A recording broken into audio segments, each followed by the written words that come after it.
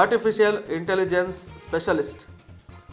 Artificial intelligence specialist future job ಲಿಸ್ಟಲ್ಲಿ top reason ಏನಂದರೆ, ಎಷ್ಟೋ ಬಿಸ್ನೆಸ್ ಆಟೋಮೇಷನ್ ಮತ್ತು ಸ್ಮಾರ್ಟ್ ಡಿಸಿಷನ್ ಮೇಕಿಂಗ್ ಹಾಗೆ ಕಸ್ಟಮರ್ ಎಕ್ಸ್ಪೀರಿಯನ್ಸ್ನ ಇಂಪ್ರೂವ್ ಮಾಡೋದಕ್ಕೆ AI ಸೊಲ್ಯೂಷನ್ ಯೂಸ್ ಮಾಡ್ತಾರೆ. ಹೆಚ್ಚಾಗಿ banking, health care, e-commerce industry ಹೀಗೆ ಹಲವಾರು ಕಡೆ AI ಸ್ಪೆಷಲಿಸ್ಟ್ ಡಿಮ್ಯಾಂಡ್ ಇದೆ.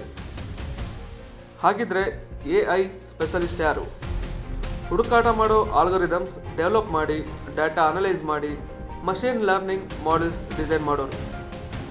ಉದಾಹರಣೆಗೆ ಹೆಲ್ತ್ ಕೇರ್ ಸೆಕ್ಟರ್ನಲ್ಲಿ AI ಯೂಸ್ ಮಾಡಿ ಪೇಷಂಟ್ ಡಾಟಾ ಅನಲೈಸ್ ಮಾಡಿ ಡಿಸೀಸ್ ಪ್ರೆಡಿಕ್ಷನ್ ಮಾಡೋದು.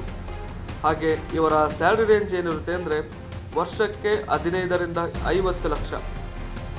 ಹಾಗೆ ಇವರಿಗೆ ಇರಬೇಕಾದ ಸ್ಕಿಲ್ ಏನಂದರೆ Python programming, machine learning, neural networks, data structures, data analysis. ಇದೇ ಹಾದಿಯಲ್ಲಿ ಬರೋದು data scientist. Data is the new oil ಅಂತ ಹೇಳ್ತಾರೆ.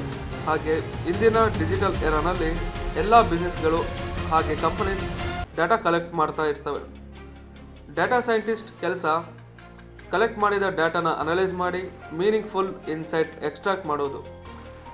Sales forecasting, customer behaviour prediction, business decision making, process ಆಸ್ಟಮೈಸ್ ಮಾಡೋದಕ್ಕೆ ಡಾಟಾ ಸೈಂಟಿಸ್ಟ್ ರೋಲ್ ಅತಿ ಮುಖ್ಯ.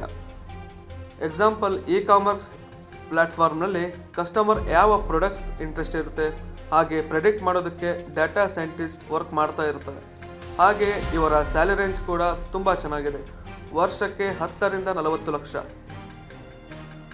ಹಾಗೆ ಇವರ ಸ್ಕಿಲ್ಗಳು ಸ್ಟ್ಯಾಟಿಸ್ಟಿಕ್ಸ್, ಪೈಥಾನ್ ಪ್ರೋಗ್ರಾಮಿಂಗ್ ಹಾಗೆ ಡಾಟಾ ವಿಜುವಲೈಸೇಷನ್ ಟೂಲ್ಸ್. ಇನ್ನು ಮೂರನೇದು